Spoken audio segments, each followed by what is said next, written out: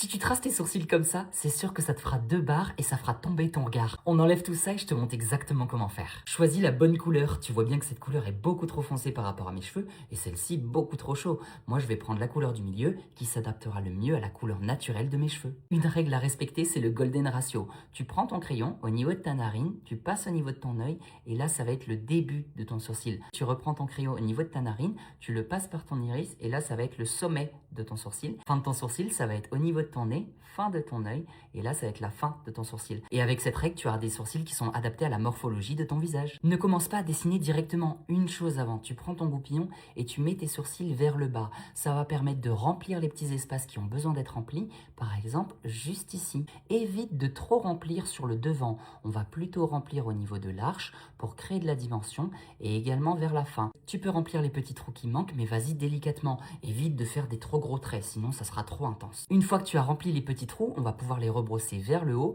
et là tu vas commencer à remplir ton sourcil. Tu vois qu'ici il me manque quelque chose, donc je vais très légèrement dessiner un petit peu mon arche. Le plus important, ça va être la direction de ton sourcil. Si tu veux qu'il descende un petit peu plus bas ou si tu veux qu'il soit un peu plus remonté. Tu vois que la queue de mon sourcil est ici, moi j'ai envie de le faire droit, donc je continue quelque chose de droit. Bien sûr, n'oublie jamais de reprendre ton goupillon et de tout réestomper. Une fois que tu as dessiné ton sourcil, prends-moi un contre-tige et tu vois ce que tu vas faire, tu vas commencer par le tracer très délicatement. Tu vois, tu enlèves tout le surplus de crayon que tu avais et tu vas également le faire sur la fin.